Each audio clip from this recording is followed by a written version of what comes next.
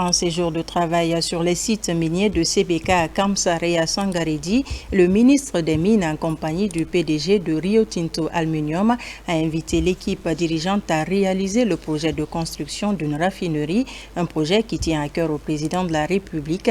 Il va contribuer à l'amélioration des conditions de vie des Guinéens et aussi créer des milliers d'emplois en faveur des jeunes Guinéens.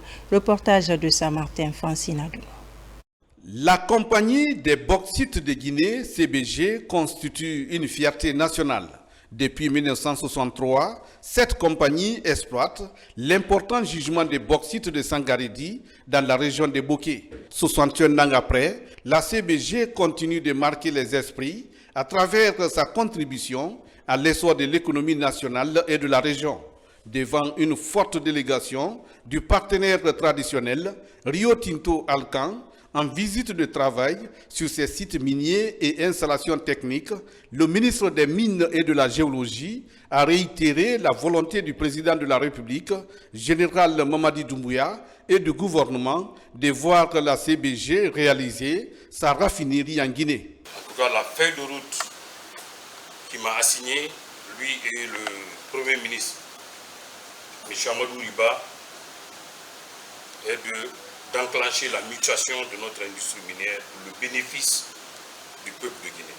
Cher Jérôme, j'expliquais que la Guinée est dans une mutation, CBG est dans une mutation, donc il nous appartient à chacun, main dans la main, et de manière consensuelle, qu'on puisse redresser les choses, trouver les solutions et amener CBG comme le porte-flambeau, le porte-drapeau de l'industrie minière de notre pays.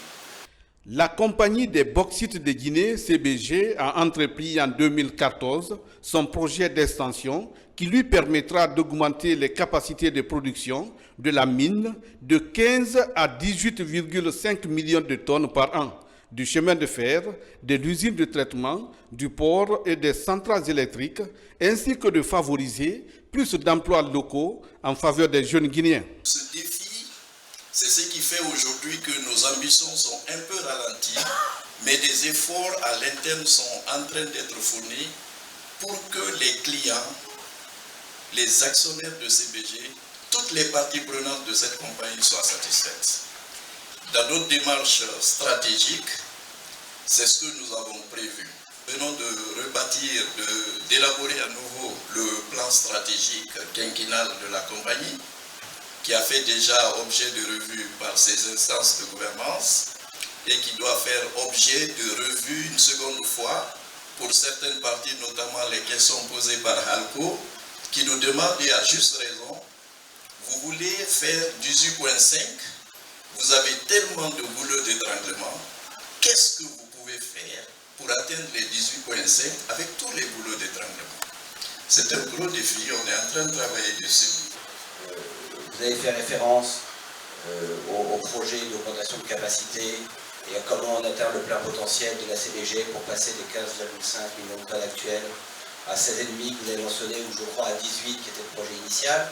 Je crois que l'atteinte de 18 millions de tonnes est essentielle pour amortir les coûts sur une base de volume plus grosse, pour que la CBG retrouve des niveaux de profitabilité et de compétitivité qui sont importants. Dans sa responsabilité sociétale, la CBG place au cœur de ses priorités le développement des relations communautaires.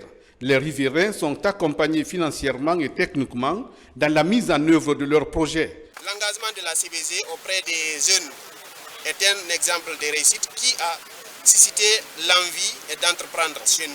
Grâce au contrat que nous gagnons avec la CBG, nous sommes parvenus à employer plus d'une centaine de jeunes riverains de Sangaredi qui parviennent à joindre les deux bouts. Avec la redynamisation de son partenariat avec Rio Tinto Alcan, l'un des actionnaires du consortium Halco, la nouvelle équipe dirigeante de CBG compte multiplier des efforts pour la concrétisation du projet de transformation de ces minerais en aluminium.